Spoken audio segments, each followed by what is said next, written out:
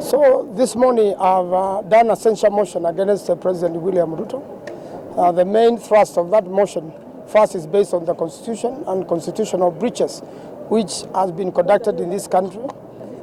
Mostly is a requirement under our standing orders 101, subsection 1, whereby if you want to discuss the conduct of the president or deputy president or a judge or any state officer, then you've got to approach the Senate through that standing order and then go on to cite the constitutional provisions. The main thrust of my petition and censure motion is that there has been abductions and killings in the country. The president is the chairperson of security committee in the country and therefore must know and is briefed on every single security detail of the country. Up to now, there are still missing Kenyans following demonstrations.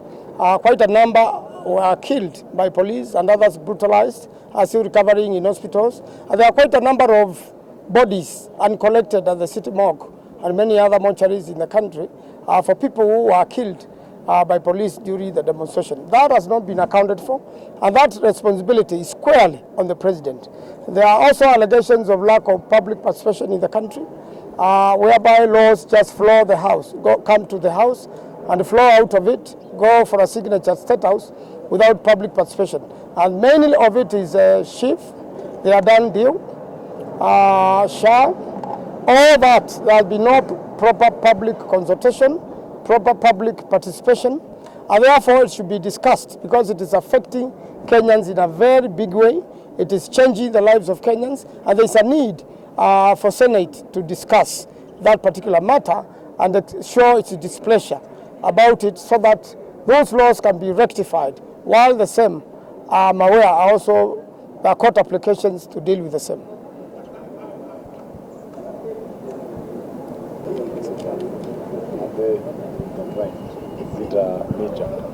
No, not necessarily. Impeachment of a deputy president or impeachment of the president under the Constitution has to be originated from National Assembly. I am aware also that the attempt to impeach the deputy president has created a lot of commotion in the country. And similarly, a lot of Kenyans have expressed that if you're going to impeach the deputy president, then impeach the president too, popularly known as Kufa Ndereva Kufa Makanga.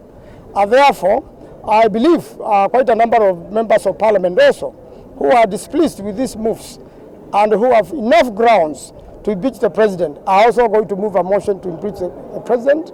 I'm aware also the speaker made statements in relation to the impeachment of the deputy president in Machakos, whereby as an arbiter, as a referee, you cannot determine which team is winning even before the game begins. And therefore, that also calls for action so that we all act within the Constitution and that we follow the law, we abide to the rule of law so that the country can be managed better. So any member of the National Assembly willing to also impeach the president, they are free to do so.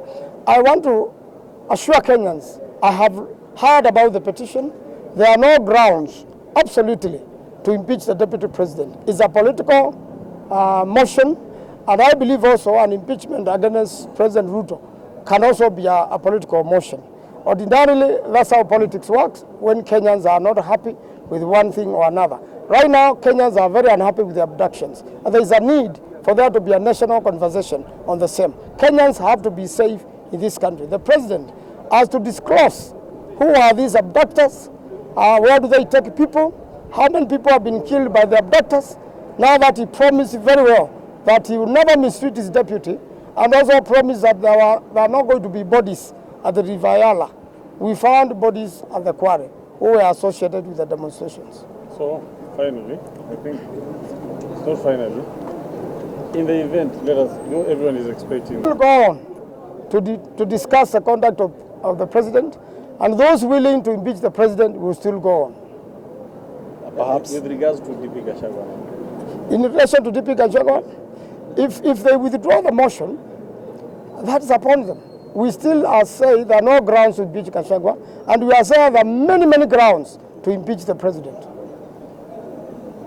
Even as the numbers in the National Assembly so far with the 300 MPs having signed the impeachment motion, maybe if you have brief information on how many senators would will to support or not support the motion, if at all it says from the National Assembly. You know, once the motion leaves National Assembly in whatever status it goes to the Senate, if the Senate doesn't approve it, then it collapses.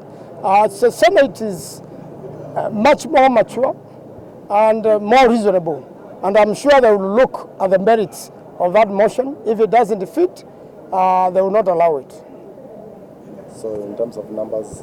You won't know the numbers. Even that idea of saying over 300 MPs have signed the motion, I largely believe it is a lie. I was in the National Assembly.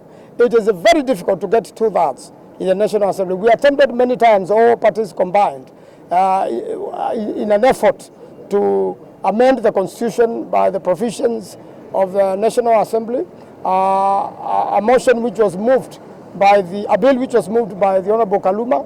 It was very popular, but it failed. So it is very difficult to get 2/3 in the House.